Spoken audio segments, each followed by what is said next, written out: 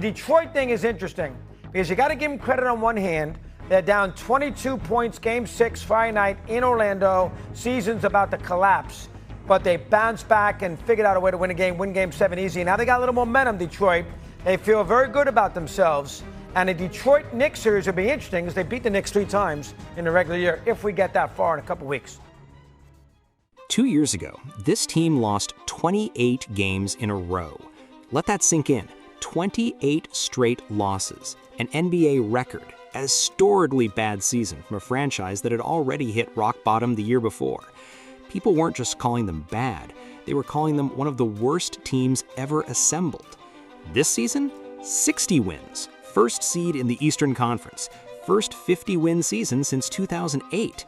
And they just became the first team in NBA history to win 60 games 2 seasons after losing 60 games.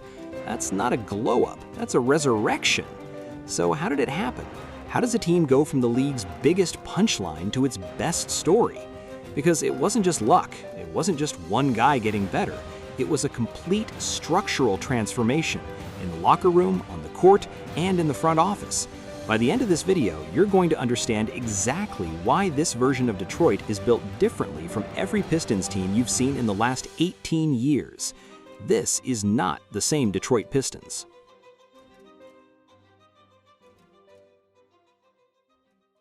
To appreciate what this team has become, you have to sit in what they were. The 2023-24 Detroit Pistons finished 14-68, the worst record in franchise history, and a franchise that's been around since 1941.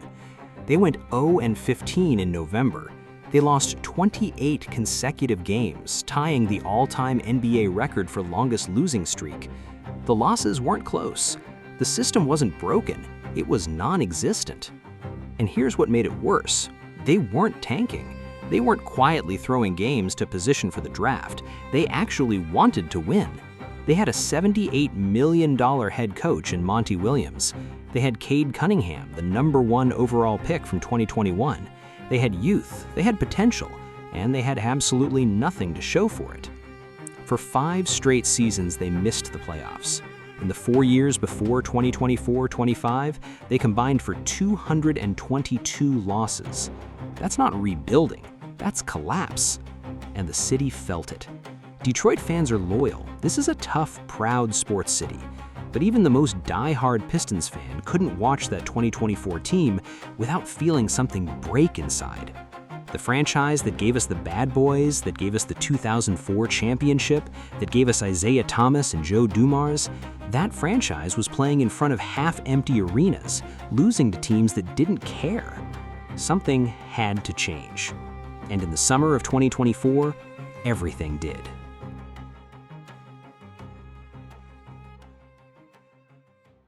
The Pistons fired Monty Williams in June 2024.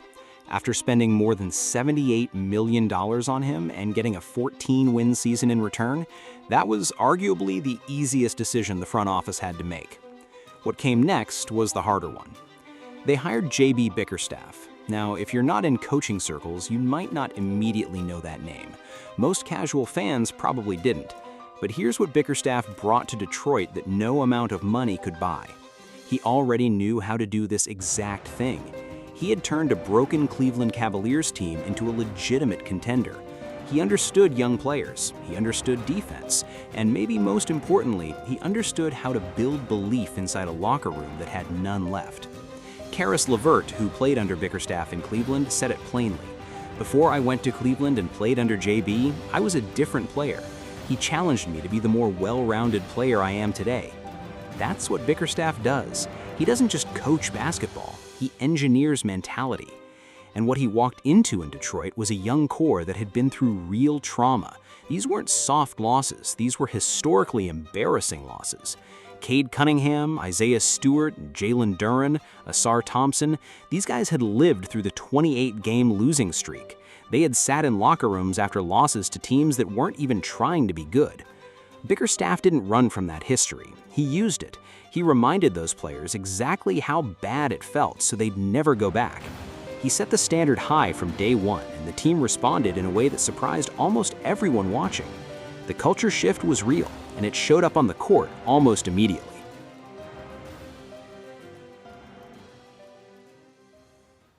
You can't tell the story of this Pistons rebuild without making Cade Cunningham the center of it. He was the #1 pick in 2021.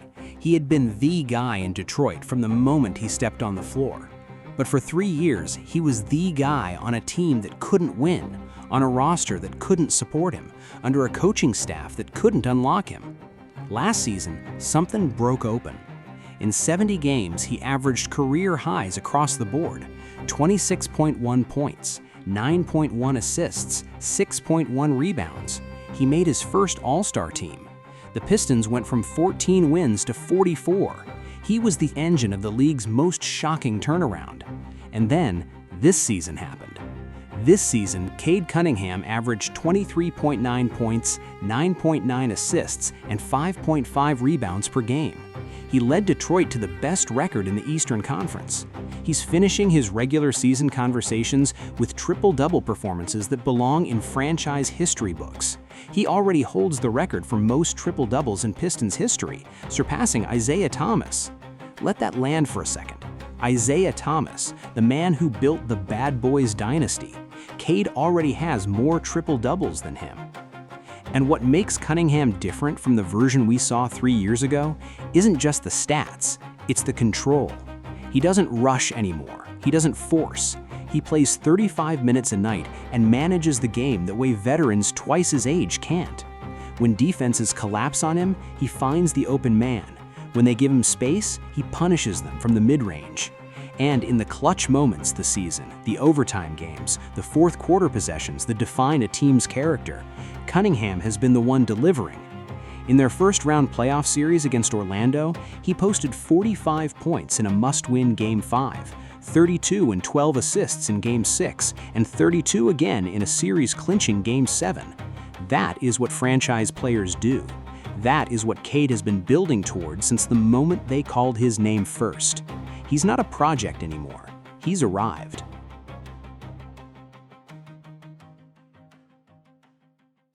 Here's the stat that tells you everything about why this Pistons team is real and not just a hot streak. They finished 3rd in the NBA in defensive rating, allowing just 109.6 points per 100 possessions. The team that couldn't stop anyone 2 years ago finished this season as one of the most suffocating defensive units in basketball. How? Ausar Thompson and Jalen Duren. Ausar Thompson is the most disruptive defensive wing in basketball who isn't getting enough national attention. In just his 3rd year, he's already one of the best perimeter defenders in the league. He can guard positions 1 through 4. He reads passing lanes like a veteran. He stays out of foul trouble, and he makes offenses uncomfortable the moment they even think about running their play. In their playoff series against Orlando alone, Thompson registered 16 steals and 17 blocks across 7 games. That's not just elite, that's historic. And then there's Jalen Duren. At just 22 years old, Duren is what the Pistons have needed in the middle for 2 decades.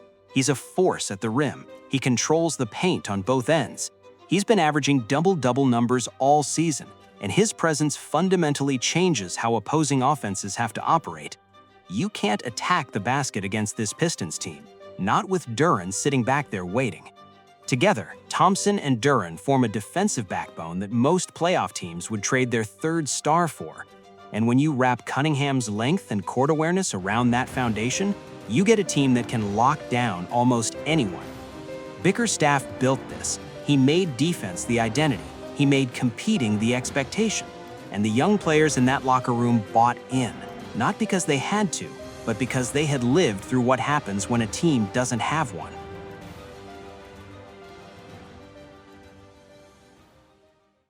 Here's the thing about the regular season milestones. The 60 wins, the Central Division title, the #1 seed, those are impressive, but they don't tell you who a team actually is. The playoffs do. And what Detroit did in round 1 against Orlando told you everything. The Magic weren't a pushover.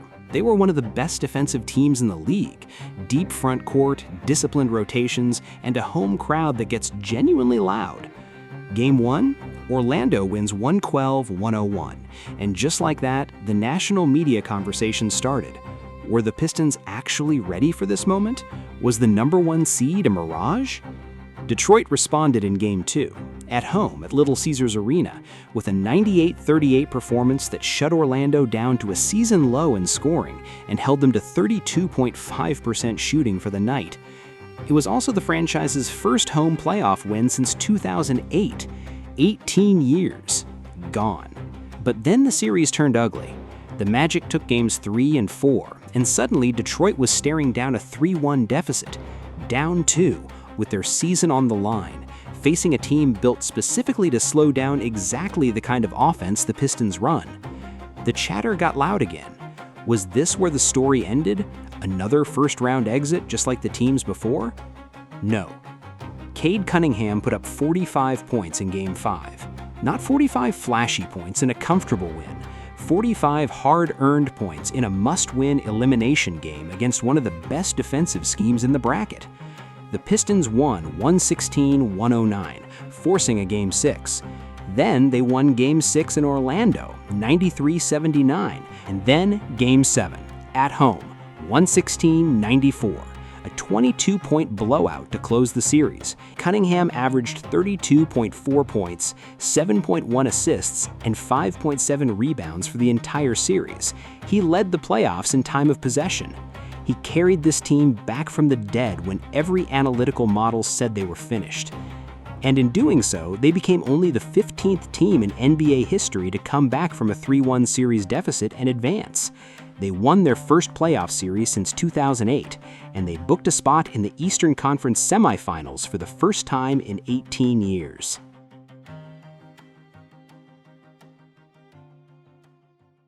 The Cavaliers were supposed to be the next wall. Cleveland had Donovan Mitchell. They had James Harden, fresh off a mid-season trade built specifically for this moment. They had Evan Mobley and Jarrett Allen clogging the paint, and they had momentum after surviving their own first-round scare against Toronto. In Game 1, the Pistons didn't blink. Cade Cunningham scored 23 points and handed out 7 assists.